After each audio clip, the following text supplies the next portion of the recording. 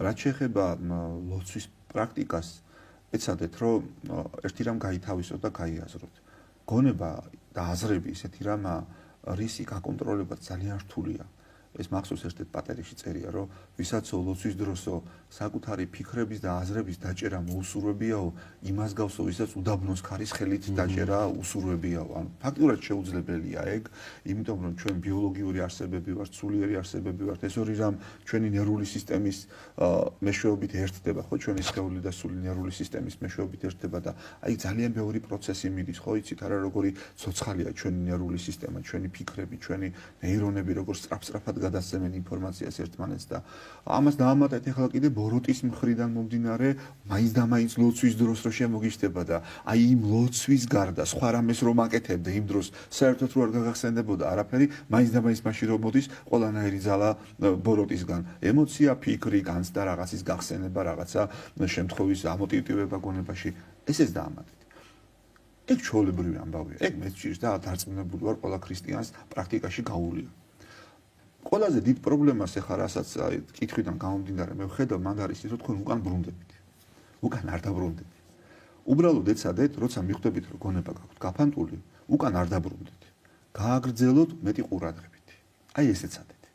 და არ ეცადოთ რომ თქვენი ლოცვა იყოს უნაკლო. უბრალოდ ეცადეთ რომ ღმერთს დაელაპარაკოთ. და ნახეთ, როცა ადამიანი ღმერთთან ლაპარაკს აღიქვამ და ღმერთთან ლაპარაკს იწყებ მე გონებას თავის კალაპოტში დგებ. თუ ჩვენ ვცდილობთ იმას რომ გონება არ გაგვიფანტოს, გონება უფრო გაიფანტება. და თუ გონება გაფანტულზე ლოცვის ტექსტს უკან უბრუნდებით და ეხლა ვცდილობთ რომ მოდი ეხლა წეღა რო გამეფანტა გონება, აი ეხლა თავიდან წავიკითხავ და ისე რომ გონება არ გამეფანტოსო, მაინც გაგეფანტებათ გონება და უფრო მეტად შეიძლება გაგიფანტოთ. ამიტომ წესი მარტივია, უკან არ დაბრუნდეთ, ეგ გამოგფიტოთ. გააგრძელეთ ლოცვის ტექსტი თუ ტექსტუალურად ლოცულობთ და თუ წიგნიდან კითხულობთ და დაასრულეთ. აი მეორე ჯერზე, როდესაც აიღებთ ლოცვის ტექსტს თუ წიგნიდან კითხულობთ ლოცვის ტექსტებს, ეცადეთ რომ ეს მხოლოდ წაკითხვა კი არ იყოს, არამედ ლოცვა შედგეს თქვენში. ლოცვა არასდროს დაარქვათ იმ პროცესს, როცა ჩვენ წიგნი გვიჭირავს მარტო ხელში და მას ვკითხულობთ.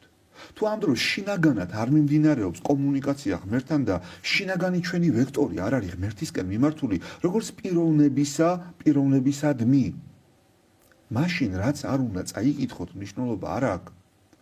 ლოცვა ვერ შედგება. ზოგჯერ ესეთი გამოთქმაა, რომ აი მამაო ლოცვას ვკითხულობ და ეს ასე ვკითხულობ, ეს ტერმინია თავისუფლად როგორც სიტყვა და მრავალი მნიშვნელობა აქვს და შეიძლება შეუსადაგოთ სიტყვა ლოცვას. მაგრამ პირდაპირ გაიგება ხოლმე და ლოცვის საკითხვას ეძახიან რას რომ წიგნი გადაშლილია, ლოცვის ტექსტს კითხულობენ და აი ამ ლოცვის ტექსტის საკითხვას ეძახიან თავად ლოცვას და ეს არ არის, შეიძლება საერთოდ არ იყოს ლოცვა. ნახეთ, თქვენი პიროვნების ურთიერთობა ღმერთთან არის ლოცვა. მეგობარს რომ ელაპარაკებით, დაქალს რომ ელაპარაკებით, ახლობელს რომ ელაპარაკებით, ნათესავს რომ ელაპარაკებით, აი პიროვნება, როცა პიროვნებას ელაპარაკებით. ეხლა მე ვცდილობ, მე როგორც პიროვნება, თქვენ როგორც პიროვნებას დაგელაპარაკოთ. ჩემს შინაგან სამყაროში, ეხლა ესე ხდება, მე თქვენ გელაპარაკებით.